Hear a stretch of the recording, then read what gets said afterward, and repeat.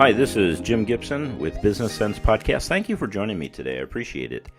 Today we're going to be talking about something that actually may sound mundane at the beginning, but I'm going to give you some tricks and some ideas that will help you in dealing with your customers, or, hey, if you're an employee, dealing with your boss.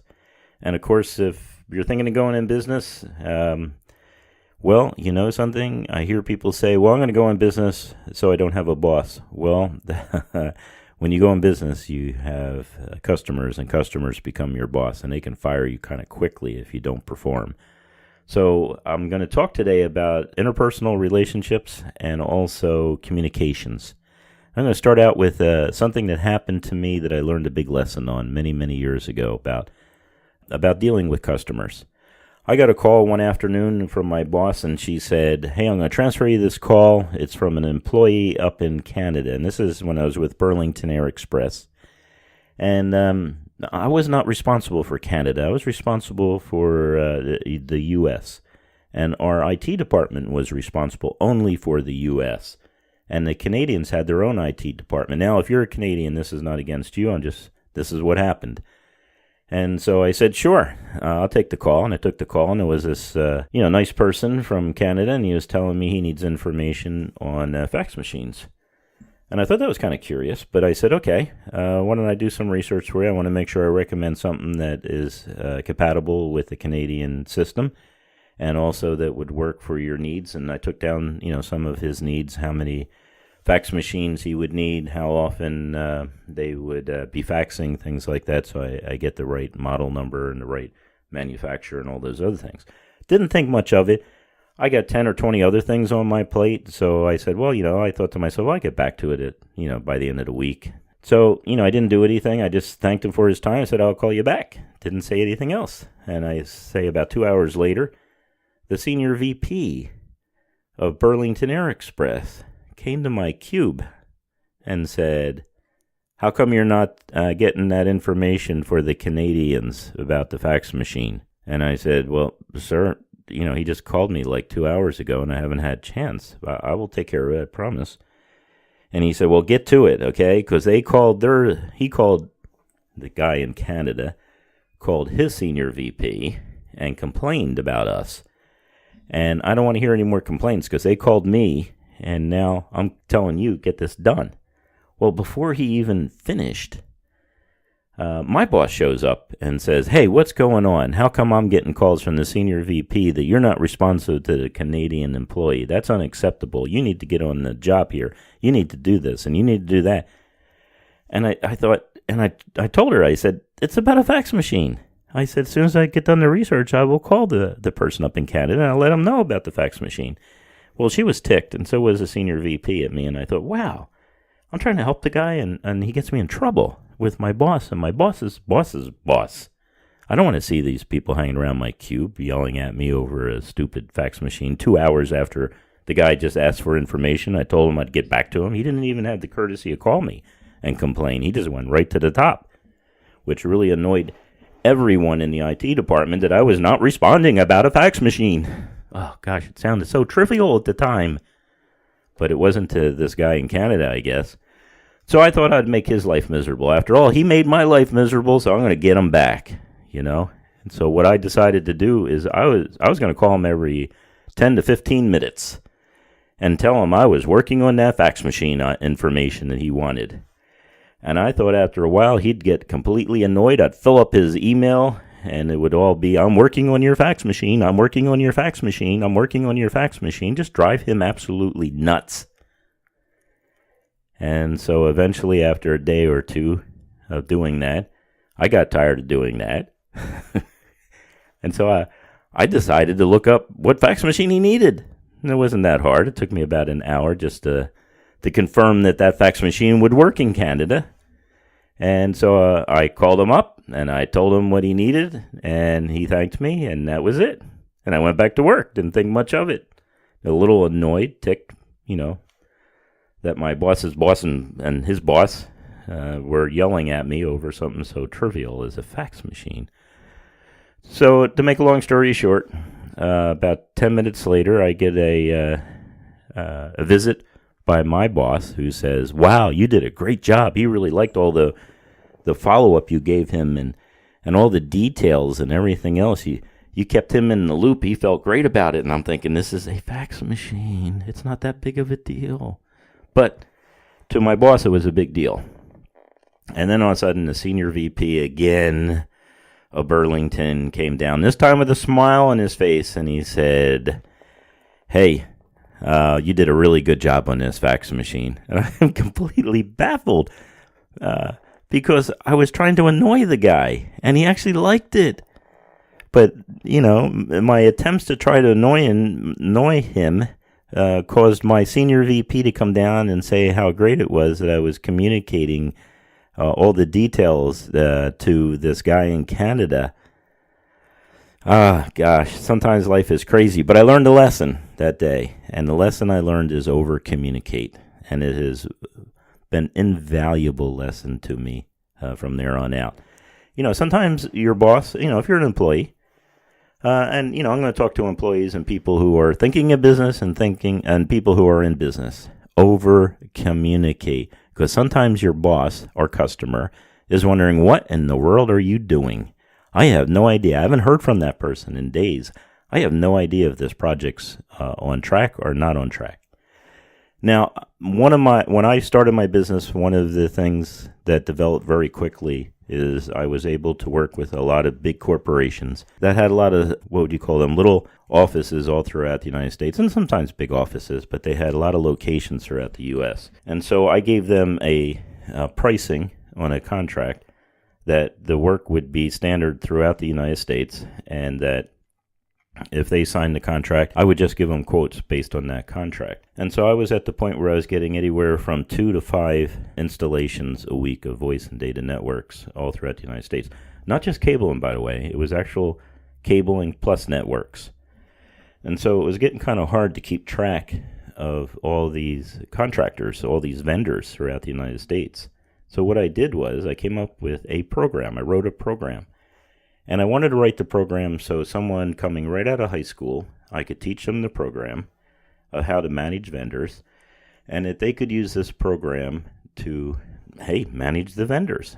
And it was kind of a simple program. It was nothing major. So when we would get an order to put a system in, let's say in Milwaukee or whatever city, Philadelphia, Boston, whatever city it was all cut and dry at that point. So what we would do is we'd put that information into the system and we would launch it.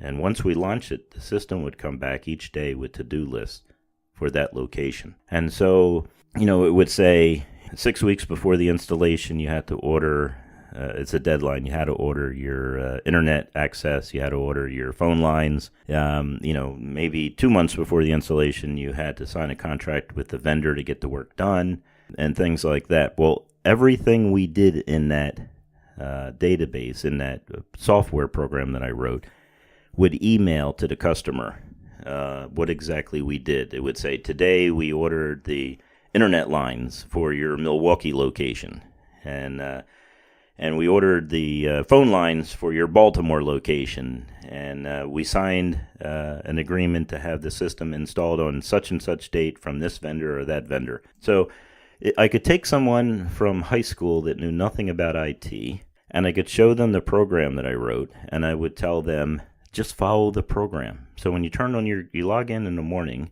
it would say you had to do 10 things. You had to call this vendor, and you had to call that vendor, and you had to order this, and you had to order that. You had to make sure the parts were being shipped on a certain date, maybe 3 weeks before the installation. You never send things ahead of time, too far ahead of time.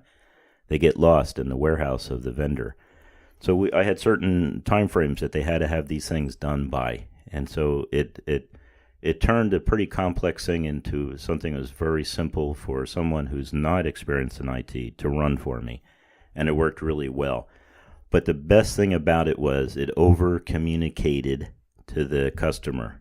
And the customer being, the big corporation that asked us to install a system a week, and the other companies that asked us to install 2 or 3 systems a week, and so that 2 to 5 systems on average, maybe sometimes even more installations per week, were all followed up on. The other thing is, too, when we over-communicated not only to the customer, but we also over-communicated to the vendor.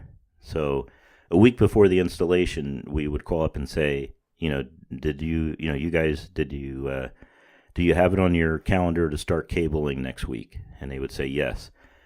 2 days before they were supposed to go out to do the cabling or to do the installation, my employee would receive a to-do list to call that person to confirm that it was on the calendar and that they were still going to be there at that time.